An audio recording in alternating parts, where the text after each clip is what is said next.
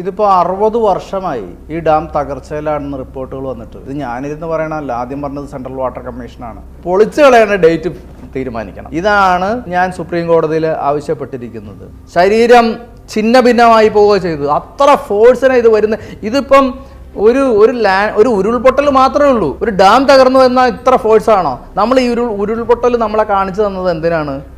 അങ്ങനെ ആകുമ്പോൾ അവരുടെ സയൻസ് പ്രകാരം ഒരു ഡാമിൻ്റെ മാക്സിമം ലൈഫ് എന്ന് പറയുന്നത് 40 വർഷമുള്ളൂ. ഇത് 130 വർഷം പഴക്കമുള്ള ഡാം അവർക്ക് പരിശോധിക്കേണ്ട ആവശ്യം വരുന്നില്ല. അതിൻ്റെ ടൈം എക്സ്പയർഡായി. ഇത് ഇവിടുത്തെ കേരളത്തിലെ ജനങ്ങളുടെ ജീവൻ മാത്രമേ ഉള്ളൂ എൻ്റെ ലക്ഷ്യം. പുത്തുമലയിൽ നമ്മൾ കണ്ടു, ഈ വർഷം മുണ്ടക്കയിൽ കണ്ടു, ചൂരൽമലയിൽ കണ്ടു. ഇത് കഴിഞ്ഞ ഓഗസ്റ്റ് തുടങ്ങിയിട്ടുള്ളൂ. ഓഗസ്റ്റിൽ പെയ്യുന്ന മഴ എന്താണ്?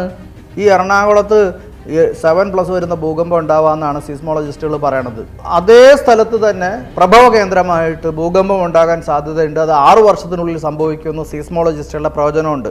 അതായത് 2030 സംഭവിക്കും. നിങ്ങളോട് ഈ ആൾക്കാരോടൊക്കെ എനിക്ക് പറയാനുള്ളത് എന്താണ്?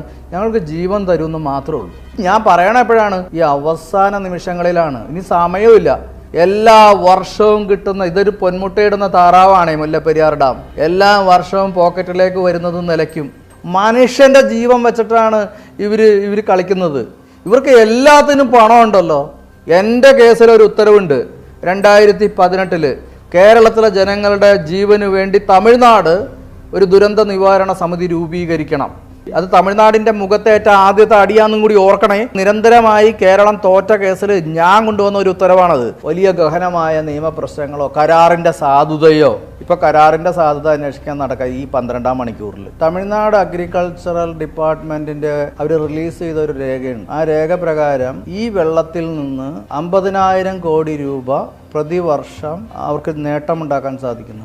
വേണ്ട എല്ലാ റിസോഴ്സസും ഈ ഖജനാവിലേക്ക് വേണ്ട കാര്യങ്ങളെല്ലാം ചെയ്യാം എന്ന് പറഞ്ഞ് നമ്മളെ പ്രലോഭിപ്പിച്ച് നമ്മളെ വിശ്വസിപ്പിച്ച് കയറിയിരിക്കുന്ന രാഷ്ട്രീയ നേതൃത്വം. ഞാനിങ്ങനെ രാഷ്ട്രീയ നേതൃത്വത്തെ അടച്ചാക്ഷേപിക്കുമ്പോണ്ടല്ലോ, ഇവർ മറുപടി പറയട്ടെ. എല്ലാവർക്കും നമസ്കാരം. സേവ് കേരള ബ്രിഗേഡിന്റെ പ്രസിഡന്റ്, അതിനുപരി തന്നെ മുല്ലപ്പെരിയാർ വിഷയത്തിൽ മുല്ലപ്പെരിയാറിനെതിരെ ശബ്ദമുയർത്തുന്ന ഒരൊറ്റ ശബ്ദമാണ് ഇന്ന് എന്നോടൊപ്പം ഉള്ളത്, അഡ്വക്കേറ്റ് റസൽ ജോയ്. നമസ്കാരം. ഒരുപാട് സന്തോഷമുണ്ട്. കാരണം ഇന്ത്യയെ മൊത്തത്തിൽ ബാധിക്കുന്ന ഒരു ഇഷ്യൂ, എന്നാൽ ആ ഇഷ്യൂവിനെതിരെ ശബ്ദമുയർത്തുന്ന ഒരേ ഒരു ശബ്ദം, അതാണ് അഡ്വക്കേറ്റ് റസൽ ജോയിയുടേത്. ഇപ്പം നമ്മൾ വയനാട്ടിലെ ദുരന്തം കണ്ടുകൊണ്ട് ഇരിക്കുകയാണ്. ഇപ്പോഴും സ്റ്റിൽ നമ്മൾ അതിൻ്റെ ഒരു ഷോക്കിലാണ്. എന്നാൽ ആ ഷോക്കിനൊക്കെ ഒരുപാട് വർഷങ്ങൾക്ക് മുന്നേ തന്നെ കേരളം മൊത്തത്തിൽ നേരിടാൻ പറ്റുന്ന ഒരു ഷോക്കിനെ പറ്റിയാണ് സാർ സംസാരിച്ചു തുടങ്ങിയത്. അപ്പം നമുക്ക് ആ വിഷയത്തിലേക്ക് തന്നെ വരാം. 129-ാം വർഷത്തിലാണ് മുല്ലപ്പെരിയാർ എത്തി നിൽക്കുന്നത്. അപ്പം നമുക്ക് ആദ്യം തൊട്ട് തുടങ്ങുവാണെങ്കിൽ എന്താണ് സാർ, ഇനി എങ്ങനെയാണ് നമുക്കതിനെ ഒന്ന് സംരക്ഷിക്കാൻ പറ്റുക, അല്ലെങ്കിൽ എന്താണ് ആക്ച്വലി ഇവിടെ സംഭവിച്ചുകൊണ്ടിരിക്കുന്നത് കേരളത്തിൽ? ആതിര പറഞ്ഞില്ലേ ഇന്ത്യയുടെ വിഷയം. ഇത് ഇന്റർനാഷണൽ വിഷയമാണ്. അതുകൊണ്ടാണ് റിയോ ഡിക്ലറേഷൻ ഉണ്ടായത്. റിയോ ഡിക്ലറേഷൻ എന്ന് പറഞ്ഞാൽ ഒരു നദിയുടെ സ്വാഭാവികമായ ഒരു പ്രവാഹമുണ്ട്.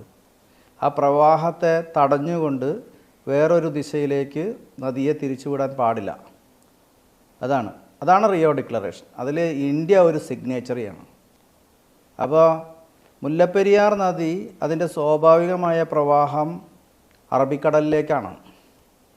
അത് തിരിച്ച് ബംഗാൾ ഉൾക്കടലിലേക്ക് വിടുക എന്ന് പറയുന്നത് അവിടെ തന്നെ ഒരു ഈ പരിസ്ഥിതിയോട് വലിയ ഒരു തിന്മ പ്രവർത്തിക്കുന്നു. അതായത് മുല്ലപ്പെരിയാർ ഇപ്പൊ പൊട്ടും എന്ന് പറഞ്ഞു തുടങ്ങിയിട്ട് വർഷങ്ങൾ ഒരുപാടായി. കാരണം ഇതിനെതിരെ യാതൊരു വിധത്തിലുള്ള നടപടി എടുക്കുന്നില്ല. എന്നാൽ അൺഎക്സ്പെക്റ്റഡ് ആയിട്ട് സംഭവിക്കുന്ന ഒരു കാര്യമായിട്ട് നമുക്ക് തള്ളിക്കളയാൻ പറ്റില്ല. കാരണം വയനാട്ടിലെ ഇഷ്യൂ പോലും 14 വർഷങ്ങൾക്ക് മുൻപ് മാധവ് ഗാഡ്ഗിൽ റിപ്പോർട്ടിൽ എക്സാക്ട് സ്പോട്ട് സഹിതം പ്രെഡിക്റ്റ് ചെയ്തിരുന്നൊരു സംഭവമാണ് ഇപ്പോൾ ഒരു ദുരന്തമായിട്ട് നമ്മൾ നേരിട്ട് കണ്ടത്. അപ്പോൾ ഇതിനും വർഷങ്ങൾക്ക് മുന്നേ തന്നെ നമ്മൾ പറഞ്ഞുകൊണ്ടിരിക്കുന്നത്, ഡിസ്കസ് ചെയ്യുന്ന സാർ അടക്കമുള്ളവർ നമ്മളിലേക്ക് അവയർനെസ് തന്നുകൊണ്ടിരിക്കുന്ന ഒരു കാര്യമാണ്. അപ്പം ഇതിനി എന്താണ് ഇപ്പോൾ നിലവിലെ മുല്ലപ്പെരിയാറിന്റെ അവസ്ഥ എന്താണ്? ഇതിപ്പോ 60 വർഷമായി ഈ ഡാം തകർച്ചയിലാണെന്ന് റിപ്പോർട്ടുകൾ വന്നിട്ട്. ഇത് ഞാനിരുന്ന് പറയണമല്ല, ആദ്യം പറഞ്ഞത് സെൻട്രൽ വാട്ടർ കമ്മീഷനാണ്. ഡോക്ടർ കെ സി തോമസ് ആണ് പറഞ്ഞത്. അതിനുശേഷം എത്രയോ ഏജൻസീസ് പഠിച്ചു. IIT ഡൽഹി പഠിച്ചു, IIT റൂർക്കി പഠിച്ചു, ഏഷ്യൻ ഡാം സേഫ്റ്റി അതോറിറ്റി പഠിച്ചു, ഐക്യരാഷ്ട്ര സംഘടന തന്നെ അക്കാഡമിക് വിങ് പഠിച്ചു, കേരള ഗവൺമെൻറ് തന്നെ വിദഗ്ധ സമിതി, കേരള ഗവൺമെൻറ് അപ്പോയിൻ്റ് ചെയ്ത വിദഗ്ധ സമിതി പഠിച്ചു. ഇതെല്ലാം ക്രോഡീകരിച്ച് ന്യൂയോർക്ക് ടൈംസ് റിപ്പോർട്ട് വന്നില്ലേ. അപ്പോൾ 60 വർഷമായിട്ട് ഇവിടുത്തെ ഇതെല്ലാം പരിഹരിക്കേണ്ടത് കേരളത്തിലെ രാഷ്ട്രീയ നേതൃത്വമാണ്. 60 വർഷമായിട്ട് ഇത് പരിഹരിക്കാൻ കഴിയാത്ത രാഷ്ട്രീയ നേതൃത്വം ഈ നാട്ടിലെ ജനങ്ങളെ സംബന്ധിച്ചിടത്തോളം ഷിയർ വേസ്റ്റ്, അത്രയേ ഉള്ളൂ. ഷിയർ വേസ്റ്റാണ് അവർ. അപ്പോൾ ഇപ്പോൾ എന്താ സംഭവിച്ചിരിക്കുന്നത്? നമ്മൾ prevention is better than cure എന്ന് പറയാറില്ലേ? നമുക്കിത് മാറ്റാം. നമ്മുടെ കേരളത്തിൽ ഈ 84 ഡാംസ് ഉണ്ടാക്കി വെച്ച്, 84 ഡാംസ് ഇവിടെ എന്തിനാണ്? ഓരോ ഡാംസ് എന്ന് വെച്ചാൽ 1000, 2000, 3000 കോടി രൂപ ചിലവ് അതിൻ്റെ നിർമ്മാണത്തിന് വന്നിട്ടുണ്ട്. അത് നമ്മുടെ ഖജനാവിൽ നിന്ന് എടുത്ത് ചിലവാക്കിയ പണമാണ്. ഇത്രയും ഹ്യൂജ് പ്രോജക്റ്റ് എന്തിനാണ് എന്ന് പറയാമോ ആദരിക്ക്? ഈ കേരളത്തിൽ 84 ഡാംസ് ഉണ്ടാക്കി വെച്ചത് എന്തിന് പറയും? അറിയില്ല. അത് സാമ്പത്തിക ലാഭത്തിന് വേണ്ടിയിട്ടായിരിക്കും. ഈ നാട് ഭരിക്കുന്ന നമ്മളെയൊക്കെ സേവിച്ചു കൊള്ളാം, നമ്മൾ പറയുന്ന നമ്മുടെ ആവശ്യങ്ങൾ സാധിച്ചു തരാം എന്നൊക്കെ നമ്മളെ പ്രലോഭിപ്പിച്ച് വെള്ളയും ഉടുത്ത് പെരുങ്കള്ളന്മാർ ആയി മാറിയില്ലേ അവർ? പെരുങ്കള്ളന്മാരായി മാറിയില്ലേ? ഈ 84 ഡാംസ് ഉണ്ടാക്കി വെച്ചപ്പോൾ പ്രകൃതി നശിച്ചു. പ്രകൃതി നശിക്കുക എന്ന് പറഞ്ഞാൽ ഭൂകമ്പ സാധ്യത വർദ്ധിച്ചു. റിക്ടർ സ്കെയിലിൽ 2 മാഗ്നിറ്റ്യൂഡ് വന്ന ഭൂകമ്പങ്ങൾ 2011 തുടങ്ങിയ ഭൂകമ്പങ്ങൾ കൂടി വന്ന് 3.4 ഫിനിഷ് ചെയ്യുന്നു. കോട്ടയത്ത് ഭൂമിക്കടിയിൽ നിന്ന് വലിയൊരു മുഴക്കമുണ്ടായി. എത്ര പേര് ഈ നാട്ടിലറിഞ്ഞ്? ഇവിടുത്തെ മുഖ്യധാരാ മാധ്യമങ്ങൾ റിപ്പോർട്ട് ചെയ്തത് അത് തൃശ്ശൂരും ഉണ്ടായി. തൃശ്ശൂരും ഭൂമിക്കടിയിൽ നിന്ന് വലിയൊരു മുഴക്കമുണ്ടായി. തൃശ്ശൂരും പാലക്കാട്ടും 3.1 വരുന്ന ചലനങ്ങളുണ്ടായി. ഇതിനൊക്കെ വേണ്ട രീതിയിൽ ഒരു പ്രാധാന്യം കൊടുത്തു. കേരളത്തിലെ ജനങ്ങളെ അറിയിച്ചോ? ഇവിടെ 100ഓളം ചെറു ചലനങ്ങൾ ഉണ്ടായത് കേരളത്തിലെ ജനങ്ങളോട് അറിയിച്ചോ? നമ്മൾ ഈ 84 ഡാംസ് കാരണം, ഈ ഡാം എന്ന് പറഞ്ഞാൽ എന്താണ്? ഇപ്പം മുല്ലപ്പെരിയാർ ഡാം തന്നെ 64 സ്ക്വയർ കിലോമീറ്റർ സ്ഥലത്ത് വെള്ളം കെട്ടി നിർത്തിയിരിക്കുന്ന ഏർപ്പാടാണ്. ഇടുക്കിയും അത് തന്നെ 65 സ്ക്വയർ കിലോമീറ്റർ സ്ഥലത്ത് വെള്ളം കെട്ടി നിർത്തിയിരിക്കുന്നതാണ്. വെള്ളം ഇങ്ങനെ കെട്ടി നിർത്തിയാൽ എന്ത് സംഭവിക്കും? വലിയൊരു പ്രഷർ ഉണ്ടാവും താഴേക്ക്.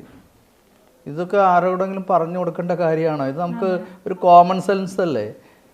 വലിയ പ്രഷർ ഉണ്ടാവും. വലിയ പ്രഷറും കൊണ്ട് താഴെയുള്ള ലെയേഴ്സ് ഓഫ് റോക്സ്, അതിങ്ങനെ പാറകളുടെ അടുക്ക്, അതിങ്ങനെ തെന്നി മാറും.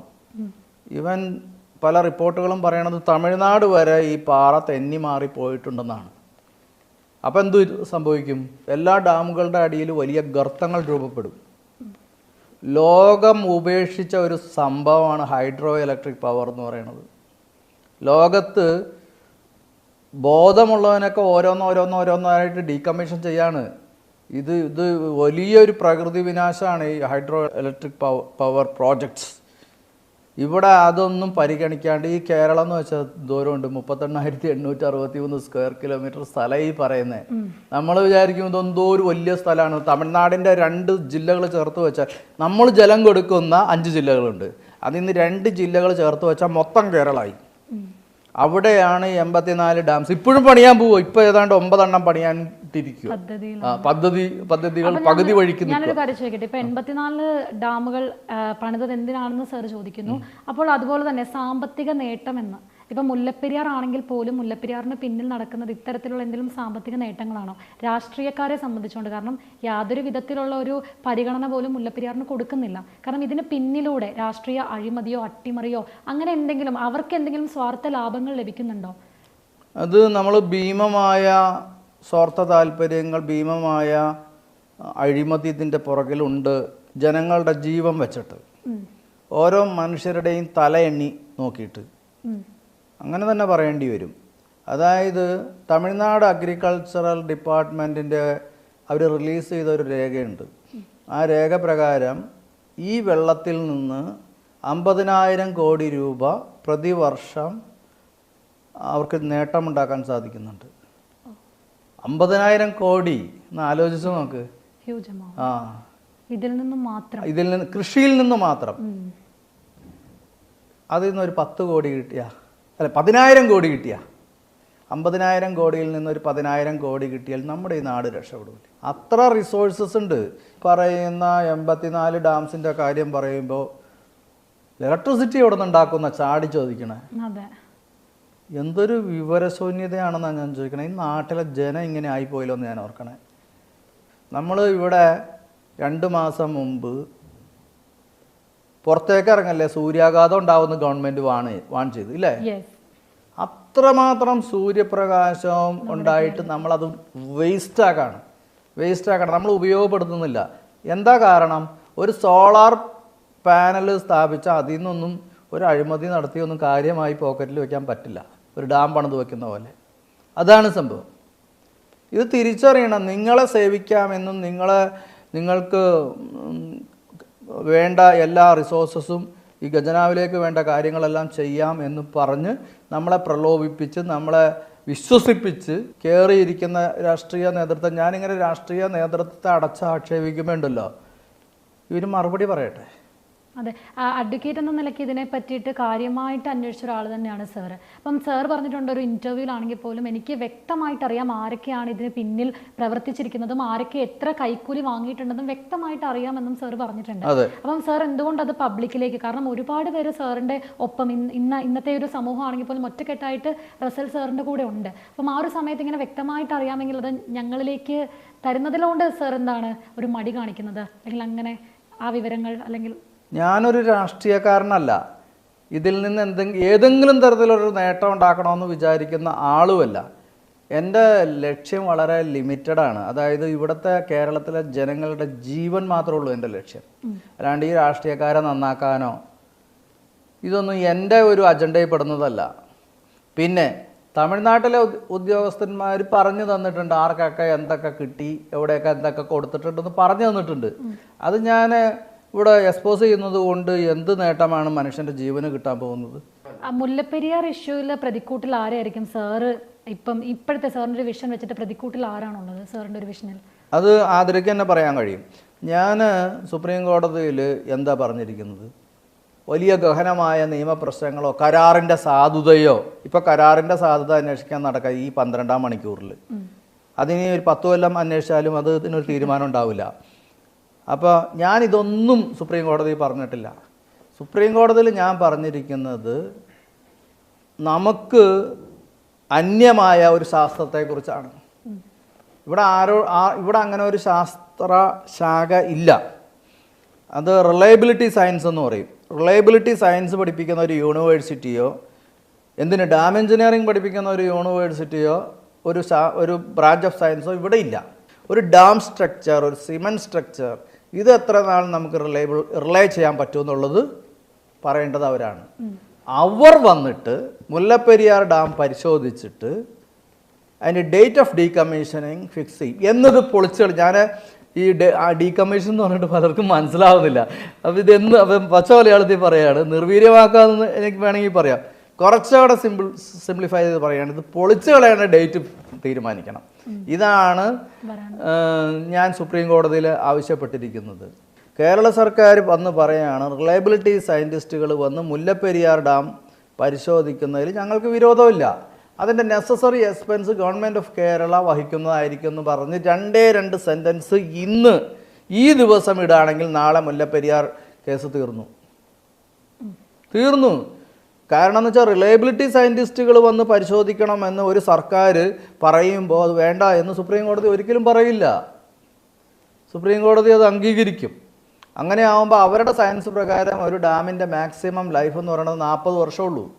ഇത് 130 വർഷം പഴക്കമുള്ള ഡാം അവർക്ക് പരിശോധിക്കേണ്ട ആവശ്യം വരുന്നില്ല. അത് ഇപ്പം നമ്മൾ അതിൻ്റെ ടൈം എക്സ്പയർഡായി ഇല്ലേ? നമ്മൾ എക്സ്പയറി ഡേറ്റ് കഴിഞ്ഞാൽ മരുന്ന് കഴിക്കാറുണ്ടോ? എന്തെങ്കിലും എക്സ്പയറി ഡേറ്റ് ആയ എന്തെങ്കിലും നമ്മൾ ഉപയോഗിക്കാറുണ്ടോ? എന്താ ഡാം മാത്രം ഉപയോഗിക്കുന്നത്? അവർ പറയും 40 വർഷം കഴിഞ്ഞ് 130 വർഷം ആയതുകൊണ്ട് ഈ ഡാം വേണ്ട, അത് ഡീകമ്മീഷൻ ചെയ്യണം, ഇമ്മീഡിയറ്റ് ഡീകമ്മീഷൻ അവർ പറയും. അതിന് കേരള സർക്കാർ എന്താ സപ്പോർട്ട് ചെയ്തൊരു അഫിഡവിറ്റ് സുപ്രീം കോടതിയിൽ ഇടാത്തത്? ഇത് വെറുതെ ഒരാൾ പറയുന്നതല്ലോ. കേരളം നിരന്തരമായിട്ട് സുപ്രീം കോടതിയിൽ തോറ്റപ്പോൾ കേരളത്തിന് അനുകൂലമായ ആദ്യത്തെ വിധി 2018 വാങ്ങിയ ആളായി പറയുന്നത്. അല്ലെങ്കിൽ ഇവരെ സ്വീകരിക്കണ്ട. 2018 പ്രളയകാലത്ത് മുഖ്യമന്ത്രി ഒരു 3 അടി വെള്ളം കുറയ്ക്കണം എന്ന് പറഞ്ഞിട്ട് തമിഴ്നാട് കുറയ്ക്കാതിരുന്നപ്പോൾ സുപ്രീം കോടതി വഴി 3 അടി വെള്ളം കുറയ്ക്കാനുള്ള ഉത്തരവ് വാങ്ങിയ ആളായി പറയുന്നത്. അതുകൊണ്ടാണ് മാധവ് ഗാഡ്ഗിൽ പറഞ്ഞത് നമ്മളൊക്കെ ഒരുപാട് കാലമൊന്നും കഴിയണ്ട, അദ്ദേഹത്തിന് ഒരുപാട് വയസ്സുണ്ട്, അദ്ദേഹം മരിക്കുന്നതിന് മുമ്പ് ഇത് കാണും എന്ന് പറഞ്ഞിട്ട് കഴിഞ്ഞ വർഷം പുത്തുമലയിൽ നമ്മൾ കണ്ടു, ഈ വർഷം മുണ്ടക്കയിൽ കണ്ടു, ചൂരൽമലയിൽ കണ്ടു. ഇത് കഴിഞ്ഞ ഓഗസ്റ്റ് തുടങ്ങിയിട്ടുള്ളൂ. ഓഗസ്റ്റിൽ പെയ്യുന്ന മഴ എന്താണ്? ഓഗസ്റ്റിൽ പെയ്യുന്ന മഴ എന്ന് പറഞ്ഞാൽ ജൂൺ ജൂലൈ മാസങ്ങളിൽ മഴ പെയ്യുമ്പോൾ അത് വനം വലിക്കും, ഒരു സ്പോഞ്ച് പോലെ വലിക്കും. ഓഗസ്റ്റിൽ പെയ്യുന്ന മഴ മുഴുവനും ഒരു തുള്ളി പോലും ഫോറസ്റ്റ് വലിക്കില്ല, അത് ഒഴുകി ഡാമുകളിലും നദികളിലും എത്തും. ഓഗസ്റ്റ് നമ്മൾ പേടിക്കണം. ഓഗസ്റ്റ് ഇപ്പോൾ ഉള്ള ഈ സമയം നമ്മൾ ഭയക്കണം. നിങ്ങളോട് ഈ ആൾക്കാരോടൊക്കെ എനിക്ക് പറയാനുള്ളത് എന്താണ്? ഞങ്ങൾക്ക് ജീവൻ തരുമെന്ന് മാത്രമേ ഉള്ളൂ, അത്രേ പറയുന്നുള്ളൂ. ഞാൻ പറയണ എപ്പോഴാണ്? ഈ അവസാന നിമിഷങ്ങളിലാണ്. ഇനി സമയമില്ല. നിങ്ങൾ ഇന്ന് സുപ്രീം കോടതിയിൽ കൊണ്ടുവന്ന ഒരു അഫിഡവിറ്റ് ഇട്ട്, റിലയബിലിറ്റി സയൻറ്റിസ്റ്റുകൾ ഡാം പരിശോധിക്കിട്ട് ഞങ്ങൾക്ക് വിരോധമില്ല എന്ന് പറഞ്ഞ് അഫിഡവിറ്റ് ഇട്ട് നാളെ തീരുന്ന കേസാണിത്. അതിനിപ്പോൾ ഇവർ ചെയ്യുന്ന എന്താണ്? കരാറ് പരിശോധിക്കാൻ പോകണം. എത്ര നാൾ എടുക്കുക കരാറ് പരിശോധിച്ച് തീരുമ്പോൾ സുപ്രീം കോടതി? പുതിയ ഡാം ഉണ്ടാക്കാൻ പോകുന്നു. തൊട്ട് മുകളിൽ മുല്ലപ്പെരിയാർ ഡാമിൻ്റെ തൊട്ട് മുകളിൽ കക്കി ഡാമുണ്ട്. കക്കി ഡാമിൽ മുല്ലപ്പെരിയാർ ഡാമിൽ ഉള്ളതിനേക്കാൾ വെള്ളമുണ്ട്. അവിടെ നിന്ന് 52 കിലോമീറ്റർ പൈപ്പ് വലിച്ചാൽ മുല്ലപ്പെരിയാർ പെൻസ്റ്റോക്ക് പൈപ്പിലേക്ക് ഘടിപ്പിക്കാം. തമിഴ്നാടിന് ഇന്ന് കിട്ടുന്നതിൽ കൂടുതൽ വൈദ്യുതിയും കിട്ടും, ഇന്ന് കിട്ടുന്നതിൽ കൂടുതൽ വെള്ളവും കിട്ടും. എന്താ ഇത് ചെയ്യാനായിട്ട് രണ്ട് കൂട്ടർക്കും ഒരു താല്പര്യമില്ലായ്മ? കേരളത്തിലെ രാഷ്ട്രീയക്കാർക്കും അവിടെയുള്ള രാഷ്ട്രീയക്കാർക്കും താല്പര്യമില്ലാത്തത് എന്താ? എല്ലാ വർഷവും കിട്ടുന്ന, ഇതൊരു പൊന്മുട്ടയിടുന്ന താറാവാണേ മുല്ലപ്പെരിയാർ ഡാം. എല്ലാ വർഷവും പോക്കറ്റിലേക്ക് വരുന്നത് നിലയ്ക്കും. മാത്രമാണോ ഇത്? ജനങ്ങൾക്ക് ഉപകാരം ഉണ്ടാവും. പുതിയ കരാറ് വരും. ഈ ടണൽ സിദ്ധാന്തം എന്നും പറഞ്ഞിട്ട് കുറേ ആൾക്കാർ ഇറങ്ങിയിട്ടുണ്ട്. പഴയ കരാറ് 999 വർഷത്തെ കരാറ് ഇപ്പോഴും നിലനിർത്താൻ വേണ്ടിയിട്ടാണ്. ഇപ്പോഴും നിലനിർത്താനല്ല, അടുത്ത 8-9 നൂറ്റാണ്ട് നിലനിർത്താനാണ് ഈ ടണൽ സിദ്ധാന്തം. ഞാൻ പറയുന്ന ഈ കക്കി ഡാമിൽ നിന്ന് വെള്ളം കൊടുത്താലുള്ള പ്രശ്നം എന്താണെന്നറിയോ? പുതിയ കരാറ് വരും. പുതിയ കരാറ് വരുമ്പോൾ ഈ പറഞ്ഞ പോലെ 50,000 കോടി ഉണ്ടെന്ന് അവർ പറയണ്ടല്ലോ, അവരുടെ അഗ്രികൾച്ചർ ഡിപ്പാർട്ട്മെൻറ്റിൽ. അതിൽ പകുതി ഇങ്ങോട്ട് തരേണ്ടി വരും. ഈ പകുതി വേണ്ടെന്നേ, നമുക്കൊരു 10,000 കോടി കിട്ടിയാൽ മതി. ഇലക്ട്രിസിറ്റി അവിടെ സർപ്ലസ് സ്റ്റേറ്റ് ആണ്, ഇവിടെ ഡിഫിസിറ്റ് സ്റ്റേറ്റ് ആണ്. നമുക്ക് ആ ഇലക്ട്രിസിറ്റി മുഴുവനും തരേണ്ടി വരും. അത് പറ്റൂല. നമ്മുടെ ഖജനാവിലേക്ക് ഒന്നും വരാൻ പാടില്ല, ഞങ്ങളുടെ പോക്കറ്റിൽ മാത്രമേ വരാവൂ. ജനങ്ങൾ ചത്തിട്ട് വേണം കരിമണൽ എടുക്കാൻ എന്ന് വിചാരിച്ചിട്ടാണ് ഇവർ ഇരിക്കുന്നത്. എനിക്ക് സംശയമുണ്ട്. കരിമണൽ മതിയല്ലോ നമ്മുടെ യുവാക്കൾക്ക് സമ്പത്തിന്. ഇത്രയും സമ്പത്ത് നമ്മുടെ മുമ്പിൽ കിടക്കാണ്. എന്നിട്ട് ഇവരെന്താ ചെയ്യുന്നത്? ഈ കരിമണലിൻ്റെ 1 രൂപ പോലും ഖജനാവിലേക്ക് എടുത്തു വയ്ക്കുന്നില്ല. ഇവർ ഓരോരുത്തരെ വിട്ട് കുറേശ്ശെ എടുത്ത് കച്ചവടമാക്കാൻ ചെയ്യും. പക്ഷെ മുല്ലപ്പെരിയാർ ഇവർക്ക് മുന്നിൽ ഒരു ഭീഷണി തന്നെയല്ലേ? രാഷ്ട്രീയക്കാരെ സംബന്ധിച്ചിടത്തോളം ആണെങ്കിൽ പോലും മുല്ലപ്പെരിയാർ പൊട്ടി വന്നു കഴിഞ്ഞാൽ ഇവർ ഉൾപ്പെടെയുള്ള ഒരു ജനത തന്നെയല്ലേ ഈ ഒരു ഭൂമിയിൽ നിന്ന്, അല്ലെങ്കിൽ കേരളത്തിൽ നിന്ന് ഇല്ലാതായി പോകുന്നത്. അങ്ങനെ ആദരം വിചാരിക്കണ്ട. അവർ ഈ ജനങ്ങളെ പോലെ വിഡ്ഢികളാണെന്ന് വിചാരിക്കണം. അവർ കേരളത്തിൽ ഈ രാഷ്ട്രീയ നേതൃത്വം എന്ന് പറഞ്ഞാൽ, കേരളത്തിലെ രാഷ്ട്രീയ നേതൃത്വം ബുദ്ധി ഉണ്ടെങ്കിൽ മാത്രം പിടിച്ചു നിൽക്കാൻ കഴിയുന്ന ഒരു രാഷ്ട്രീയ നേതൃത്വമാണ്. പാവം ഈ ജനങ്ങൾ ഇവരെ അന്ധമായി വിശ്വസിച്ച് നടക്കണം. നമ്മുടെ ജീവിതമാണ് കട്ടപ്പുകയാകാൻ പോകുന്നത്. ഞാൻ പ്രാർത്ഥിക്കുന്നത് എന്താണെന്ന് വെച്ചാൽ, ഇപ്പം 84 ഡാംസ് ഉണ്ടാക്കി വെച്ച് ഇവിടെ ഭൂകമ്പ സാധ്യത കൂടി ഈ എറണാകുളത്ത് 7+ വരുന്ന ഭൂകമ്പം ഉണ്ടാവാമെന്നാണ് സിസ്മോളജിസ്റ്റുകൾ പറയണത്. നല്ലേപ്പള്ളിയിൽ, പാലക്കാട്ട് ചിറ്റൂർ താലൂക്കിൽ നല്ലേപ്പള്ളി എന്ന് പറഞ്ഞൊരു ഗ്രാമമുണ്ട്. അവിടെ 1900-ൽ റിക്ടർ സ്കെയിൽ 6.1 വരുന്ന ഭൂകമ്പം ഉണ്ടായി. കോയമ്പത്തൂർ ഭൂകമ്പം എന്നത് അറിയപ്പെടുന്നത്. അതിൻ്റെ അലവലികൾ കൊച്ചു വരെ ഉണ്ടായി.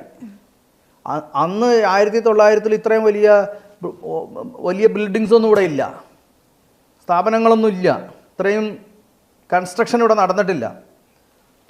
ഇപ്പോൾ അതേ സ്ഥലത്ത് തന്നെ എപ്പി സെൻ്ററായിട്ട്, പ്രഭവ കേന്ദ്രമായിട്ട് ഭൂകമ്പം ഉണ്ടാകാൻ സാധ്യതയുണ്ട്. അത് 6 വർഷത്തിനുള്ളിൽ സംഭവിക്കുമെന്ന് സീസ്മോളജിസ്റ്റുകളുടെ പ്രവചനമുണ്ട്. അതായത് 2030-നുള്ളിൽ സംഭവിക്കുന്നു, 6 വർഷത്തിനുള്ളിൽ. ആ ഭൂകമ്പം റിപ്പീറ്റ് ചെയ്താൽ എന്തായിരിക്കും സ്ഥിതി? ഈ കൊച്ചി തന്നെ, കേരളം മൊത്തത്തിൽ തന്നെ, അതൊക്കെ ഡാം ഇൻഡ്യൂസ്ഡ് എർത്ത് ആണെന്ന് നമ്മൾ ചേർത്ത് വായിക്കണം. എല്ലാം ഇവിടെ ഉണ്ടായ ട്രമേഴ്സ് മുഴുവനും ഡാം ഇൻഡ്യൂസ്ഡ് ആണ്. നമ്മളിപ്പോൾ സംസാരിക്കുമ്പോഴാണെങ്കിൽ പോലും ഇന്ത്യയിൽ 36 ഡാമുകൾ തകർന്ന ഒരു ചരിത്രമുള്ള ഇന്ത്യയിൽ നിന്ന് തന്നെയാണ് നമ്മൾ സംസാരിക്കുന്നത്. ലോക റെക്കോർഡ് എടുക്കുകയാണെങ്കിൽ പോലും തകരാൻ സാധ്യതയുള്ള ഉടൻ തന്നെ തകരാൻ സാധ്യതയുള്ള ലിസ്റ്റിൽ 6 എണ്ണത്തിൽ ഒരെണ്ണമാണ് മുല്ലപ്പെരിയാർ എന്ന് പറഞ്ഞ ഡാം. അപ്പം സാറിൻ്റെ ഒരു പോയിന്റ് ഓഫ് വ്യൂവിൽ ഇപ്പം സാർ റീസെൻ്റ് ആയിട്ടും ഒരു കാര്യം പറഞ്ഞിരുന്നു, മുല്ലപ്പെരിയാർ ഡാമിന് വളവുണ്ടെന്ന്. കാരണം കഴിഞ്ഞ വർഷങ്ങളിൽ ഇല്ലായിരുന്നു. ഇത്തവണ ഗൂഗിൾ മാപ്പിൽ നമ്മൾ എടുത്ത് നോക്കുകയാണെങ്കിൽ പോലും വ്യക്തമായിട്ട് കാണാവുന്നതാണ് ആ ഒരു വളവ്. അപ്പം ഇനി മുല്ലപ്പെരിയാർ ഡാമിൻ്റെ ആയുസ് എത്ര നാളായിരിക്കും ഏകദേശം സാറിൻ്റെ ഒരു പോയിന്റ് ഓഫ് വ്യൂ ഇത്രയും റിസർച്ച് ചെയ്തതിലൂടെ? അക്കാര്യത്തിൽ ഞാൻ കുറച്ച് മിസ്റ്റേക്കലാണ്, സ്പിരിച്വലാണ്. ഞാനിതിൻ്റെ മുമ്പിൽ നിൽക്കുന്നത് കൊണ്ട് മുല്ലപ്പെരിയാർ ഡാം തകരില്ല എന്ന് തന്നെയാണ് എൻ്റെ ഒരു വിശ്വാസം. അതിന് യാതൊരു ശാസ്ത്രീയ അടിത്തറയുമില്ല, യാതൊരു ലോജിക്കുമില്ല, ഒന്നുമില്ല. എങ്കിൽ പോലും അങ്ങനെ ഒരു വിശ്വാസമുണ്ട് എനിക്ക്. ഇത് എന്നിൽ ഈ വിശ്വാസം ഇഞ്ചക്റ്റ് ചെയ്ത് കയറ്റിയതാണ് ഒത്തിരി ആളുകൾ, ഒത്തിരി പ്രഗത്ഭരായ സ്പിരിച്വൽ മേഖലയിൽ ഒരുപാട് ഔന്നത്യമുള്ള ആളുകൾ പറഞ്ഞപ്പോൾ ഞാനും അങ്ങനെ വിശ്വസിക്കുകയാണ്. കാരണം ഈ ഡാം തകരാതിരിക്കുന്നത് മഹാത്ഭുതം, മനസ്സിലായി? ഈ ഡാം തകരാതിരിക്കുന്നത് മഹാത്ഭുതം. ഒന്നാമത് അതിൻ്റെ അടിയിൽ ഒരു വലിയ വിള്ളൽ കണ്ടെത്തിയിട്ടുണ്ട് ഡാമിൻ്റെ, മുല്ലപ്പെരിയാർ ഡാമിൻ്റെ അടിയിൽ. അതൊരു സീസ്മിക് ഏരിയയിലാണ് ഈ ഡാം നിൽക്കുന്നത്, ഭൂകമ്പ സാധ്യത കൂടിയ മേഖലയിലാണ്. കൊടൈക്കനാൽ ഭ്രംശ മേഖല കേവലം 16 കിലോമീറ്റർ മാത്രം അകലത്തിലാണ് മുല്ലപ്പെരിയാർ ഡാമിൽ നിന്ന്. മുല്ലപ്പെരിയാർ ഡാം സെൻറ്ററായിട്ട് 200 കിലോമീറ്റർ ചുറ്റളവിൽ 22 എപ്പി സെൻറ്റേഴ്സ് ഉണ്ട്. ഭൂകമ്പത്തെ തടയാനായിട്ട് ആർക്കെങ്കിലും സാധിക്കുമോ? എന്ത് വലിയ ഫോഴ്സാണ്. ഞാൻ എപ്പോഴും ആലോചിക്കുന്നത് ഭൂകമ്പമുണ്ടായി ജീവനോടെ കല്ലിൻ്റെ ഇടയിൽ കിടക്കരുതെന്നാണ്. അത് ആലോചിച്ചിട്ട് ഭയങ്കര ഒരു വിഷമാണ്. കാരണം എന്ന് വെച്ച് കഴിഞ്ഞാൽ സുബോധത്തോടെ 2 ആഴ്ച ഇവിടുത്തെ റെസ്ക്യൂ ഓപ്പറേഷൻസ് കണ്ടില്ലേ, 24 മണിക്കൂറിനുള്ളിൽ മുണ്ടക്കയിലും ചൂരൽമലയിലും റെസ്ക്യൂ ഓപ്പറേഷൻസ് അവസാനിപ്പിക്കണം. ഞാനിത് പറയുമ്പോൾ വലിയ അതിശയോക്തി കലർത്തി പറയുന്നതാണെന്ന് ചിലപ്പോൾ ചിന്തിക്കാം. പക്ഷേ അതാണ് എന്ത് ദുരന്ത നിവാരണ ശാസ്ത്രം. അതാണ് ഒരാൾ മണ്ണിൻ്റെ അടിയിൽ കല്ലിൻ്റെ ഇടയിൽ കിടക്കുക, ജീവനോടെ സുബോധത്തോടെ അനങ്ങാൻ പറ്റാണ്ട്, അതിൽ പരം നരകം ഒരു മനുഷ്യനുമില്ല. അവനെ എത്രയും പെട്ടെന്ന് അതിൽ നിന്ന് അവൻ അങ്ങനെ തന്നെ കിടന്ന് ചിലപ്പോൾ മരിച്ചു പോകും. ഇപ്പം തന്നെ എത്ര ദിവസമായി? 6 ദിവസമോ 7 ദിവസമോ കണ്ടായില്ല. ഇപ്പോഴും മണ്ണിൻ്റെ അടിയിൽ ആളുകൾ കിടക്കാം. അപ്പോൾ നമുക്കൊരു ദുരന്ത നിവാരണ ശാസ്ത്രമില്ല, ഡിസാസ്റ്റർ മാനേജ്മെൻറ്റ് സയൻസ് ഇല്ല ഇവിടെ. ഒരു യൂണിവേഴ്സിറ്റി അത് പഠിപ്പിക്കുന്നില്ല, ട്രെയിൻഡ് പേഴ്സണൽസ് ഇല്ല, എർത്ത് മൂവേഴ്സ് ആവശ്യത്തിനില്ല, ഫ്ലാഷ് ലൈറ്റ് ആവശ്യത്തിനില്ല. ഇവരെന്ത് റെസ്ക്യൂ ഓപ്പറേഷൻസാണ് മുണ്ടക്കയിലും ചൂരൽമലയിലും ചെയ്തത്? രാവിലെ മുതൽ വൈകുന്നേരം വരെ അവിടെയൊക്കെ കളച്ച് നോക്കും. വൈകുന്നേരം ആകുമ്പോൾ പണി നിർത്തി പോവും. കൂലിപ്പണിക്കാർ വൈകുന്നേരം ആകുമ്പോൾ അന്നത്തെ തച്ച് വാങ്ങിച്ച് പോണ പോലെ പോവാണ്. രാത്രി ഒരു പരിപാടിയില്ല. ആക്സാ ലാമ്പുണ്ടോ രാത്രി വെളിച്ചം കൊടുക്കാനായിട്ട്? ഇല്ല. അപ്പം എന്താണ് ഒരുമാതിരി കടത്ത് കഴിക്കുന്ന റെസ്ക്യൂ ഓപ്പറേഷൻസ് ദുരന്ത നിവാരണയോടെ നടക്കുന്നത്? മനുഷ്യൻ്റെ ജീവൻ വെച്ചിട്ടാണ് ഇവർ കളിക്കുന്നത്. ഇവർക്ക് എല്ലാത്തിനും പണമുണ്ടല്ലോ, നമ്മുടെ പണം, നമ്മുടെ നികുതി പണം എടുത്താണ് ഈ അർമാദിക്കുന്നത്. എന്നിട്ടാണ് ഇതിനൊന്നും പണമില്ല. ആവശ്യത്തിന് എർത്ത് മൂവേഴ്സ് ദുരന്ത നിവാരണ സമിതിക്ക് ഉണ്ടാക്കി വെക്കാൻ കഴിയുന്നില്ല. ബെയിലി ബ്രിഡ്ജ്, സൈന്യം വന്ന് ബെയിലി ബ്രിഡ്ജ് നിർമ്മിച്ചില്ലെങ്കിൽ ഇവരെന്നാ ചെയ്യും?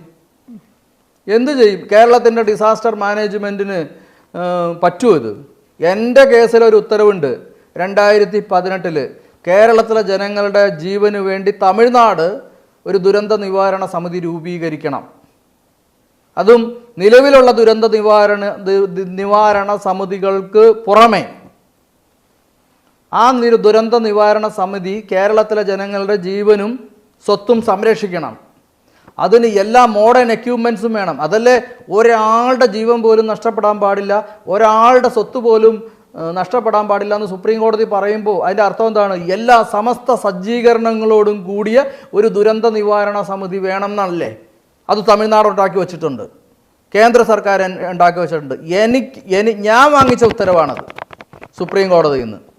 എന്തുകൊണ്ട് ഈ അടിയന്തര ഘട്ടത്തിൽ തമിഴ്നാടിൻ്റെ ഈ സുപ്രീം കോടതി ഉത്തരവ് പ്രകാരം 2018 ഉത്തരവ് പ്രകാരം തമിഴ്നാട് ഉണ്ടാക്കി വച്ചിരിക്കുന്ന കേരളത്തിലെ ജനങ്ങൾക്ക് വേണ്ടി, അത് തമിഴ്നാടിൻ്റെ മുഖത്തേറ്റ ആദ്യത്തെ അടിയാന്നും കൂടി ഓർക്കണേ. കാരണം നിരന്തരമായി കേരളം തോറ്റ കേസിൽ ഞാൻ കൊണ്ടുവന്ന ഒരു ഉത്തരവാണത്. കേരളീയ ജനസമൂഹമാണ് ചോദിക്കേണ്ടത്, ഞങ്ങളുടെ ജീവന് യാതൊരു വിലയുമില്ലേ? ഞങ്ങളുടെ സഹോദരങ്ങൾ മണ്ണിൻ്റെ അടിയിൽ കിടക്കുന്നവർക്കൊരു വിലയില്ലേ? ഒരു കൈ പറഞ്ഞു പോയിട്ട് കിലോമീറ്റർ അകലത്തു നിന്നാണ് കൈ എടുത്തുകൊണ്ട് വന്നത്.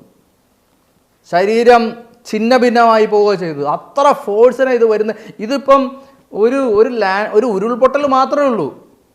ഒരു ഡാം തകർന്നു എന്നാൽ ഇത്ര ഫോഴ്സാണോ? നമ്മൾ ഈ ഉരുൾപൊട്ടൽ നമ്മളെ കാണിച്ചു തന്നത് എന്തിനാണ്? നമ്മൾ മനസ്സിലാക്കണം. ഡാം തകർന്നാൽ ഇതിലും എത്രയോ മടങ്ങ് പ്രഹരശേഷിയാണ് ഒരു ഡാമിന് ഉണ്ടാവുക എന്ന് മനസ്സിലാക്കണം. 2018 പ്രളയം നമ്മളെ കാണിച്ചു തന്നത് എന്താണ്? നമ്മൾ പഠിക്കാനാണ്. നമ്മൾ 2018 പ്രളയം കൊണ്ട് വല്ലതും പഠിച്ചോ? കഴിഞ്ഞ വർഷത്തെ ഉരുൾപൊട്ടൽ കൊണ്ട് വല്ലതും പഠിച്ചോ? ഈ വർഷത്തെ മുണ്ടക്കൈയും പിന്നെ ചൂരൽമലയും 2 ആഴ്ച കഴിയുമ്പോൾ ജനങ്ങൾ വിസ്മരിച്ചു. പിന്നെ ഒരു അശ്നിപാതം പോലെ ഇതെല്ലാം കൂടി തലയിലേക്ക് വരുമ്പോഴാണ് ജനം വീണ്ടും ഉണരുന്നത്. നമുക്കിത് പ്രതിരോധിക്കേണ്ടേ, ഇത് തടയണ്ടേ?